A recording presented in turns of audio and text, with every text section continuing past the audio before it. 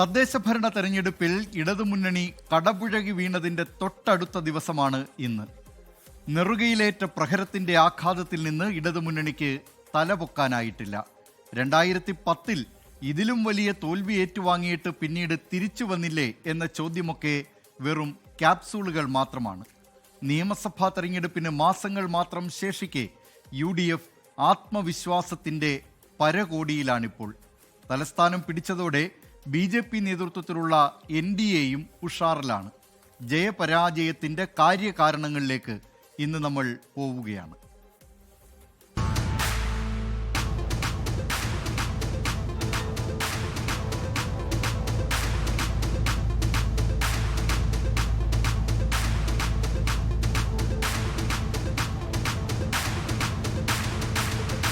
ജനങ്ങൾക്ക് വേണ്ടി ജനങ്ങളാൽ തിരഞ്ഞെടുത്ത ജനങ്ങളുടെ ഭരണമെന്ന് ജനാധിപത്യത്തിന് നിർവചനം നൽകിയത് എബ്രഹാം ലിങ്കണാണ്. അതേ ജനാധിപത്യത്തിൽ ജനമാണ് രാജാവ്. ഒരു വിജയത്തിൽ ഊറ്റം കൊണ്ട് അധികാരത്തിന്റെ ഗർവിൽ അമർന്നിരുന്ന് പൊതുജനം കഴുതയെന്ന് കരുതി ഭരിച്ചാൽ ജനത്തിന് അവസരം കിട്ടുമ്പോൾ തിരിച്ചടി നൽകുമെന്നത് എല്ലാ രാഷ്ട്രീയക്കാർക്കും ബാധകമാണ്. കാലാകാലങ്ങളിൽ ഇതൊക്കെ ജനം തെളിയിച്ചു ബോധ്യപ്പെടുത്തുമെങ്കിലും അധികാരത്തിന്റെ തണലിൽ അതൊക്കെ മറക്കുന്നവരാണ് ഭരണത്തിലുള്ളവർ. അത്തരം ധാർഷ്ട്യത്തിനും ധിക്കാരത്തിനും മുഖമടച്ചു കിട്ടിയ പ്രഹരമാണ് തദ്ദേശത്തിലെ ജനവിധി. തോൽവിയുടെ കാരണമറിയാൻ പാഴൂർ പടിപ്പുരയിൽ പോകേണ്ട. ഇങ്ങനെ ഒരു വിധി എഴുത്തുണ്ടാവുമെന്ന് സ്വപ്നത്തിൽ പോലും വിചാരിച്ചല്ലോ. എന്താ ഉത്തമ ജനങ്ങൾ നമ്മളോട് ഇങ്ങനെ പെരുമാറിയത്? അതേ, ഒരു പാർട്ടിയിലും പെടാത്ത നിഷ്പക്ഷമതികളായ കുറെ ജനങ്ങളുണ്ടല്ലോ, ആ തെണ്ടികളായി ഇത്തവണ നമ്മളെ പറ്റിച്ചത്. നമ്മുടെ ഗവൺമെന്റ് എന്തൊക്കെ ജനങ്ങൾക്ക് കൊടുത്തു? കൂടുതലും വാഗ്ദാനങ്ങളാ കൊടുത്തത്. ഉത്തമ, നമ്മുടെ പാർട്ടിയെ നമ്മൾ തന്നെ വിമർശിക്കരുത്, അതും ഇന്നത്തെ ചുറ്റുപാട്. തോൽവിയുടെ കാരണമെന്തെന്ന എക്കാലത്തെയും ഉത്തരമാണ് ഈ സിനിമാ ഡയലോഗുകളിൽ. ഒരു കമ്മ്യൂണിസ്റ്റുകാരൻ ജലത്തിൽ ജീവിക്കുന്ന മത്സ്യത്തെ പോലെയാകണമെന്ന് പറഞ്ഞത് മാവോ സെതൂങ്ങാണ്.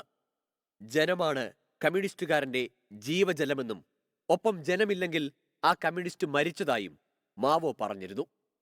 കിഴക്കൻ യൂറോപ്പിലും ബംഗാളിലും ത്രിപുരയിലും മാവോയുടെ വാക്കുകൾ പ്രസക്തവുമായി. കേരളത്തിൽ ഭരിക്കുന്നവരും ഭരിക്കപ്പെടുന്നവരും തമ്മിൽ അകലം കൂടി. ഈ അകലം ഭരണത്തിലുള്ളവർ കണ്ടില്ല. അവരെക്കാലവും ജനം ഒപ്പമുണ്ടാവുമെന്ന് കരുതി. കേരളത്തിലെ ഇടതുപക്ഷ ജനാധിപത്യ മുന്നണിയുടെ കണ്ണഞ്ചിപ്പിക്കുന്ന വിജയം ഈ തെരഞ്ഞെടുപ്പിലുണ്ടാകുമെന്ന് മാത്രമല്ല, അടുത്ത 3-ാം ടേമിലേക്കുള്ള ഇടതുപക്ഷ ജനാധിപത്യ മുന്നണിയുടെ പ്രവേശനമാണ് ഈ തെരഞ്ഞെടുപ്പിന്റെ വിജയത്തോടുകൂടി ഒരുക്കാൻ പോകുന്നത്. ജനവികാരം തിരിച്ചറിയാനാകാത്ത ഇത്തരം ഉറപ്പുകൾ നേതാക്കൾ ആവർത്തിച്ചുകൊണ്ടിരുന്നു. സമരം മറന്ന പാർട്ടി സമരക്കാരെ തള്ളിപ്പറഞ്ഞു തുടങ്ങി. വർഗവികാരമൊക്കെ അധികാരത്തിന് മുന്നിൽ അപ്രസക്തമായ വാചകങ്ങളായി. സമരക്കാരോട് വർഗവികാരമായിരുന്നില്ല, വർഗശത്രുക്കളോടുള്ള സമീപനമാണ് തൊഴിലാളി വർഗ സർക്കാർ സ്വീകരിക്കുന്നതെന്ന ആരോപണം ആശാസമരത്തിലടക്കമുണ്ടായി.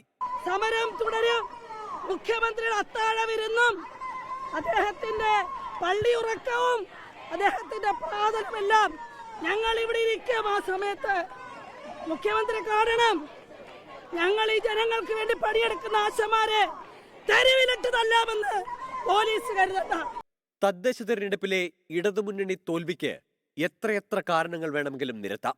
വർഗീയ സമവാക്യങ്ങൾ മാറ്റിമറിക്കാൻ ശ്രമിച്ചതും സ്വർണ്ണപ്പാളി വിവാദവും പൊതുജനാരോഗ്യ സംവിധാനത്തിലെ വീഴ്ചകളും PM ശ്രീ പദ്ധതി വിവാദവും എന്നുവേണ്ട ഭരണരംഗത്തെ പാളിച്ചകൾ നിരവധിയാണ്. ഏറ്റവും പ്രധാന കാര്യങ്ങളിലൊന്ന് പുതുതലമുറയുടെ വിശ്വാസമാർജിക്കുന്നതിലെ വീഴ്ചയാണ്. എല്ലാ വാർഡുകളിലും നിർണായകം പുതുതലമുറയുടെ വോട്ടുകളാണ്.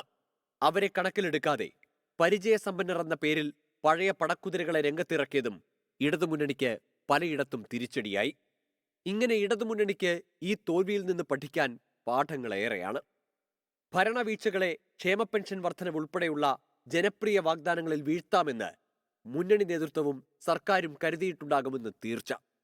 പെൻഷൻ വർധന UDFന് ക്ഷേമവും LDFന് ക്ഷീണവുമായപ്പോൾ MM മണിയുടെ വായിൽ നിന്ന് വന്ന വാചകങ്ങൾ മുന്നണി നേതാക്കളുടെ മനസ്സിലിരിപ്പ് വ്യക്തമാക്കുന്നതായിരുന്നു. നന്ദികേടെല്ലാം നല്ല അനുകൂലമാണോ? ക്ഷേമ പ്രവർത്തനം, റോഡ്, പാലം, വികസന പ്രവർത്തനങ്ങൾ, ജനക്ഷേമ പരിപാടി ഇതുപോലെ കേരളത്തിൻ്റെ ചരിത്രത്തിൽ നടന്നിട്ടുണ്ടോ? ഇല്ലല്ലോ. ഇതെല്ലാം വാങ്ങി നല്ല ഭംഗിയായി ശാപ്പാട് കഴിച്ചവർ നല്ല ഭംഗിയായി നമുക്കിട്ട് വെച്ചു എന്നാണ് എനിക്ക് തോന്നുന്നത്. നേതാക്കൾ ഇടപെട്ട് MM മണിയെ കൊണ്ട് വാക്കുകൾ തിരുത്തിച്ചെങ്കിലും കിറ്റും പെൻഷനുമൊക്കെ വോട്ടിനു വേണ്ടി എന്ന ധാരണ പരത്തുന്നതായി ആദ്യ പ്രതികരണം. ഇനിയുമുണ്ട് LDFന്റെ പരാജയത്തിനും UDFന്റെ വിജയത്തിനും NDAയുടെ ഉന്മേഷത്തിനും വഴിയൊരുക്കിയ കാരണങ്ങൾ. Political desk 24. പൊതുജനം കഴുതയല്ല സാർ. ലോകത്തെവിടെയായാലും ഏത് സമയത്തും 24 വാർത്തകളും ഓഗ്മെന്റഡ് റിയാലിറ്റി പാക്കേജുകളും എക്സ്പ്ലെയിനറുകളും വിശദമായി കാണാൻ ഞങ്ങളുടെ YouTube ചാനൽ നിങ്ങൾക്ക് സബ്സ്ക്രൈബ് ചെയ്യാം.